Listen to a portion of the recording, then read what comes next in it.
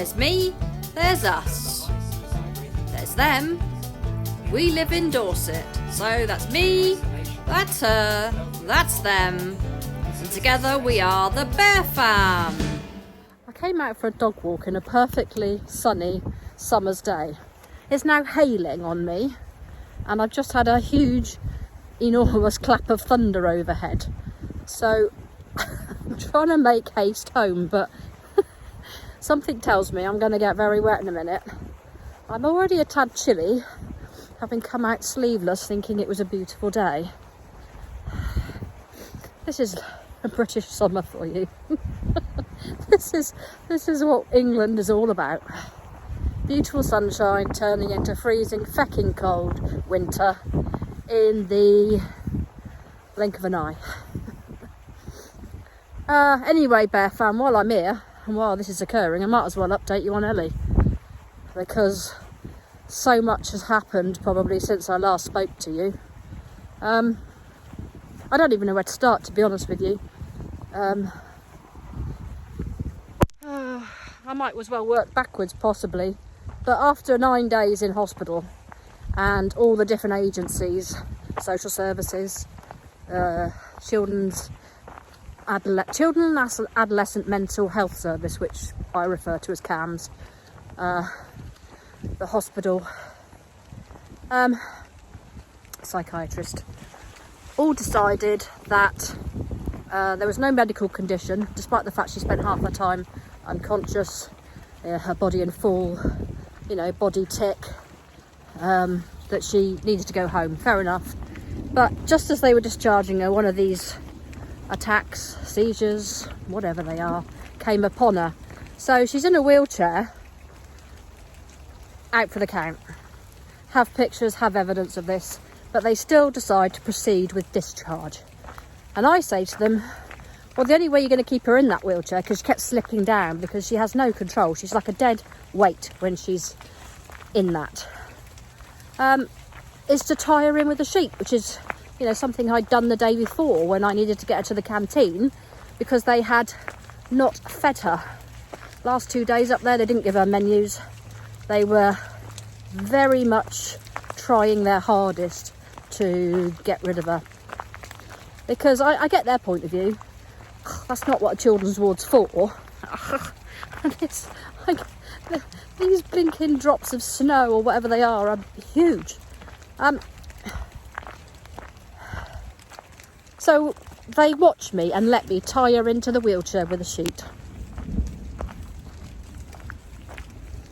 Then we head off the ward, one nurse pushing her, a junior doctor walking alongside. All the time she's in and out of consciousness, ticking, trying to punch herself, sliding out the wheelchair.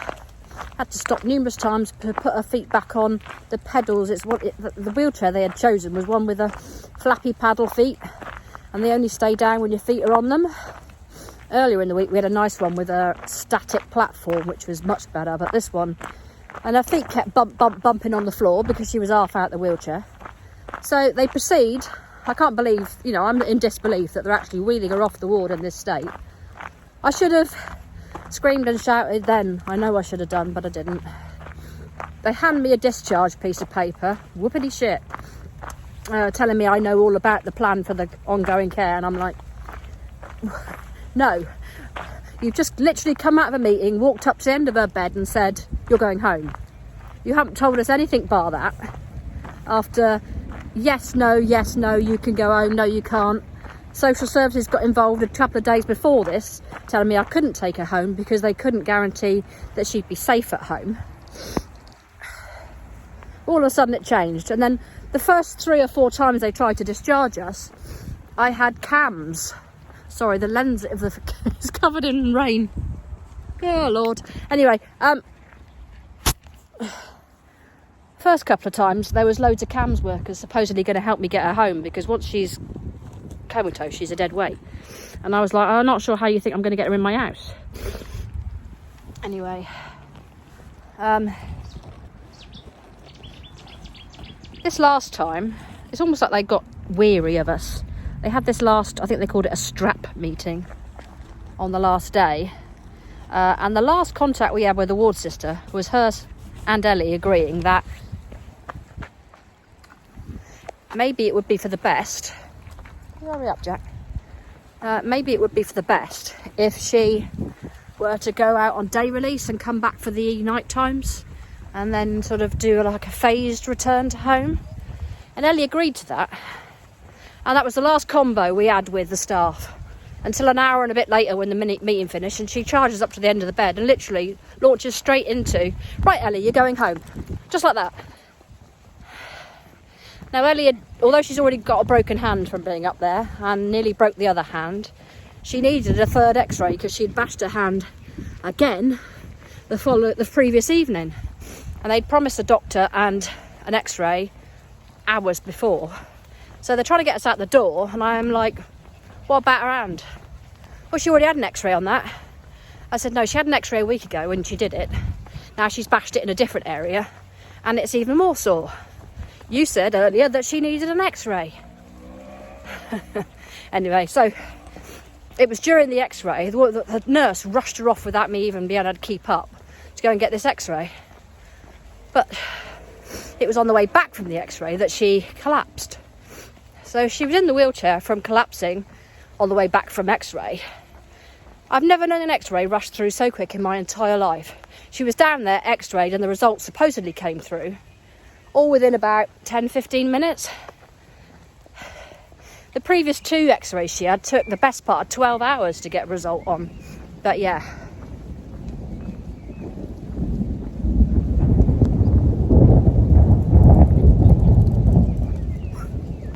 Oh dear. So yeah, she's in the chair, in the lift, feet still off the wheelchair. People looking at her, I think, you know, as people do, stare at these things. And I'm mad by now. I'm like, I just announced to everybody, oh yeah, this is what discharge looks like, people. This is discharge from a children's ward. And they're all like... Anyway, you get to the car park, and I'm parked not too far off in the disabled spot, but the nurse says, oh, I think you better bring the car up to the turn-in circle. Right, fine. Which is only like 6 foot away from the door of the hospital. So, do that. Car engine running, passenger door open. Her and the junior doctor decide to try and hump Ellie into the car. Now, like I said, dead weight. Both failed miserably. Ellie collapses to the floor on the car park. And there she stayed for the best part of 2 hours while they all argued amongst themselves that she was no longer their responsibility. She had been discharged. And their advice to me was either take her to A&E or call an ambulance. Now, on the basis they just told me there's nothing medically wrong with her, the taking her to A&E just seemed futile. The call an ambulance can be anything up to 4 or 5 hours. So I'm like, well, can somebody help me get her off the floor then, please? No, we're not manual handling trained, and it's your problem now. I'm sorry? We're 6 foot from the door. You wheeled her down here, comatose, strapped into a wheelchair with a sheet. Oh, I've got some footage which I'll insert if Ellie agrees. But it's up to Ellie. She doesn't like the fact that she's become this sideshow. And I don't blame her. I really don't blame her. Oh, I'm getting very wet. Go on, Moo, go. Wave to the neighbours. Oh, God, it's really tipping it down now. Half of me's like, stay under this tree. Let's get home. So, there's one of these ambulance patient care people, private company, aren't they, holding her on the floor, and the nurse that started it all on the floor. The junior doctor in my face tells me that it's no longer their problem, that my only options are A&E. And I'm like, when did human decency become, you're going to leave a child on the floor of a car park, freezing cold, passing in and out of consciousness, unable to breathe for her tics at certain points. Anyway, the site manager then came out, who initially was quite pleasant. Then she went up to the ward And she came back and announced to the ensemble, so people that had gathered round, we don't know the full story, don't judge, this isn't our fault. With a, oh my God, a ginormous insinuation that I somehow had created this situation and that we were not to be believed. Oh my God, this is horrible. Let's get in the house, boys. Back in a minute. What the beautiful sunny day has turned into.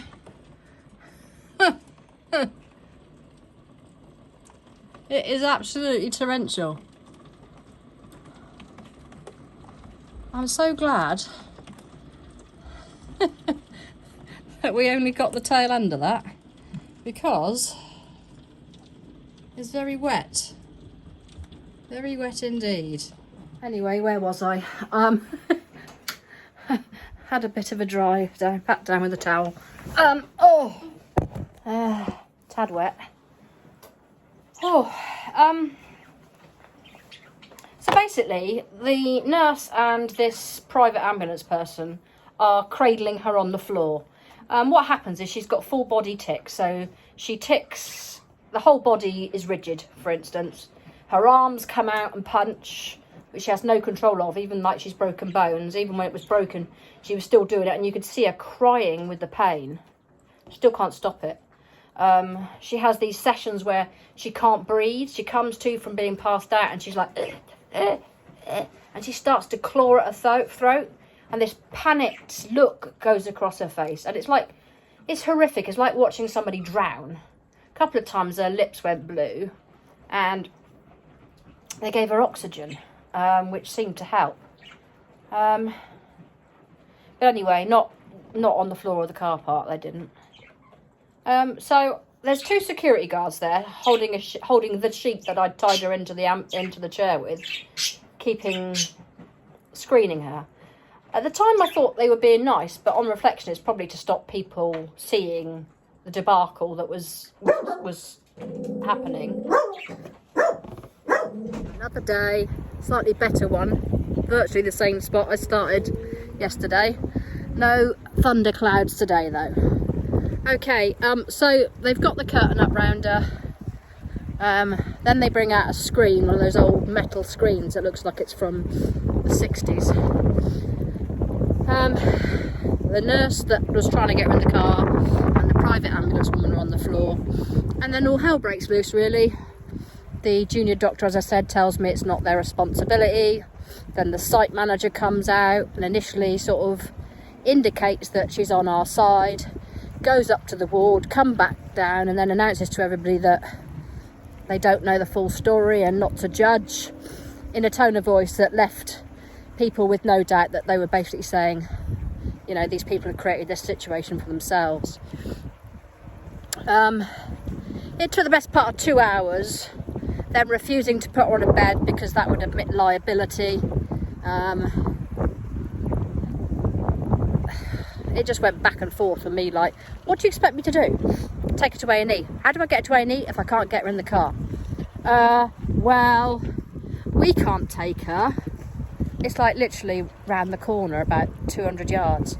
You can't take her, okay. I can't take her because I can't get her in the car, so what would you like me to do?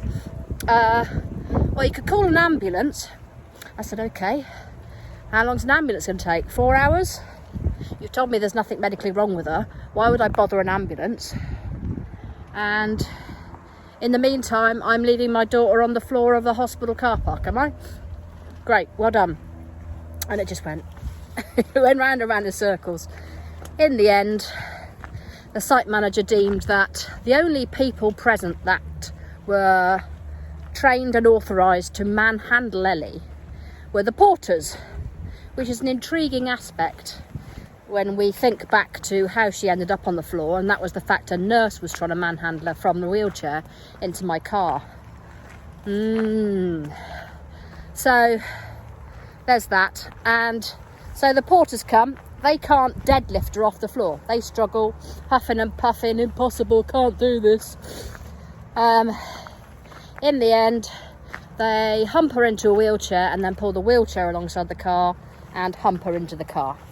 And then her tics kick off majorly because she's upset and feeling degraded.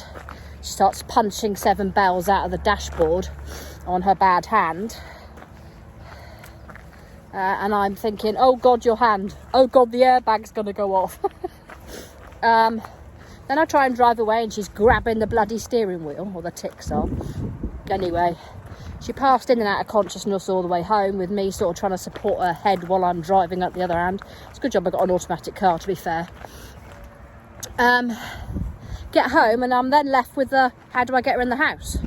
Because I don't like have a drive, not even if it would matter if I had a driveway 2 foot from the door, I still can't carry her 2 foot, let alone 60 yards from the car to the front door.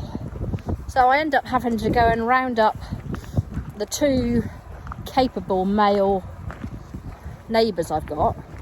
Luckily one of them is a builder.